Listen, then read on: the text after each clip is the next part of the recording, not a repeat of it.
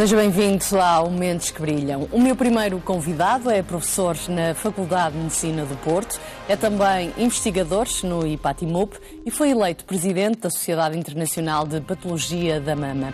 Falamos de uma entidade internacional dedicada a promover a comunicação e intercâmbio científico sobre a doença da mama. O meu primeiro convidado, Fernando Schmidt, a quem agradeço desde já, se me permite, os parabéns por esta distinção, por esta eleição.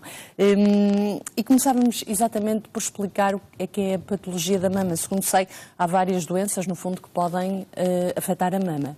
Sim, há inúmeras doenças que podem afetar a mama. Claro que a doença mais conhecida e que causa mais temor é o cancro, mas vale a pena dizer desde o princípio que a maior parte dos nódulos que as mulheres sentem na mama são doenças benignas, que são curadas, às vezes somente acompanhadas com imagem, com ecografia, e que uma percentagem destas é o cancro. Portanto, a maior parte dos nódulos não são malignos. E hoje em dia, em relação ao cancro da mama, as boas notícias é que mesmo uma mulher com cancro da mama, o panorama de hoje é completamente distinto, por exemplo, de 20 anos atrás, onde, vamos dizer assim, infelizmente, a maior parte dos casos não corria bem. Hoje em dia é ao contrário, ou seja, mais de 60% dos casos de mulheres com cancro da mama são curadas. E quando eu digo curadas, realmente ficam livres da doença e depois acabam por morrer por outras causas. Nesta área, a ciência tem evoluído bastante. A ciência tem evoluído bastante, especialmente no que diz respeito ao tratamento e ao diagnóstico precoce. Infelizmente, não tem evoluído na velocidade suficiente no que diz respeito à prevenção, porque este é um dos cancros, na mulher, um dos mais frequentes no mundo, entre o primeiro e o segundo mais frequente no mundo, entre as mulheres. Portanto, apesar do grande avanço no diagnóstico e no tratamento, na prevenção não há, assim, um avanço tão grande. Falando um pouco desta sociedade internacional, quais são os grandes objetivos? Qual é a missão, no fundo? Sim. Essa sociedade ela foi fundada em 1998, cujo núcleo central, vamos dizer assim, é americano. É uma sociedade fundada nos Estados Unidos por patologistas americanos. E o que perceberam na altura de fundarem a sociedade é que não havia uma certa homogeneização de diagnóstico, de como se fazem os relatórios no cancro da mama. E a ideia foi promover um intercâmbio entre os patologistas, inicialmente na América e depois no mundo, para que pudessem desenvolver guidelines para diagnósticos mais precisos e também, mais recentemente, se percebeu que em diferentes regiões do mundo, obviamente que não se espera exatamente o mesmo tipo de procedimentos e que é necessário levar a algumas partes do mundo o conhecimento que vem nesta área e que vem com uma velocidade muito grande. E a partir de um certo momento houve a necessidade de internacionalizar essa sociedade. Eu sou o terceiro, fui eleito, e sou o terceiro presidente na história da sociedade que não é americano. Portanto, começa a haver essa tendência de internacionalização. A missão é basicamente de educação e treino, e principalmente dessa harmonização do conhecimento, dos guidelines, dos relatórios nas diferentes doenças da mama no mundo todo.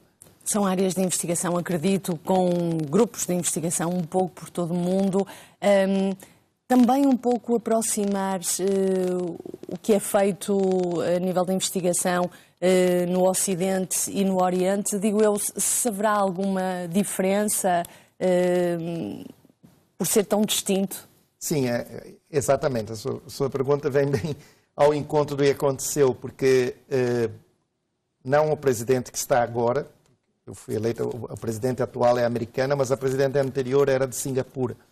E, portanto, a ideia é exatamente fazer esta associação Ocidente e Oriente. A gente sabe que, por exemplo, mesmo em termos de incidência e de etiologia e de tipos de carcinoma da mama, há uma pequena variação, por exemplo, nas orientais e no Japão, onde é um país onde se tem mais dados, do que nas mulheres do Ocidente. Portanto, há aí coisas ainda a explorar.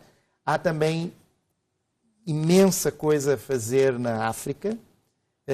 Também parece haver os tipos de cancro da mama que acontecem nas mulheres africanas são também um pouco diferentes do ponto de vista biológico. Infelizmente, são mais agressivos dos que nós vemos na sociedade mais ocidental, provavelmente por fatores ambientais e genéticos. Era o que eu iria perguntar, como é que explicamos... Que podem influenciar isto, não é? A maior parte dos cancros da mama que acontece no Ocidente são cancros da mama que são dependentes de hormonas, provavelmente estão muito relacionados à quantidade aumentada de estrogênio, que pode estar presente na dieta, que está relacionado a ter filhos mais tarde, que está relacionado ao uso de terapia hormonal na menopausa, tudo que, se nós pensarmos, por exemplo, na África, claro, é muito pouco ou não existe, e ao contrário, as mulheres têm mais filhos numa idade menos avançada, têm menos cancro da mama, comparado ao Ocidente, mas infelizmente esses que têm são mais agressivos, e há um grande interesse no mundo todo de estudar esses tipos de cancro, que também acontece no Ocidente, mas que é muito mais frequente na África. Como é que é vista a ciência feita em Portugal, pelos seus conhecimentos, pelo contacto que tem com investigadores no estrangeiro? Na nossa área, eu tenho tido alguns convidados a falar-me desta matéria e a ideia que eu fico é que somos bem vistos. A ciência que é feita em Portugal nesta área de investigação tem bastante projeção lá fora. Queria ouvir também a sua opinião. Acho que houve uma grande mudança no panorama científico de Portugal nos últimos 20 anos. Uma mudança muito significativa. Eu tive a oportunidade de acompanhar. Eu vivo em Portugal há mais de 25 anos.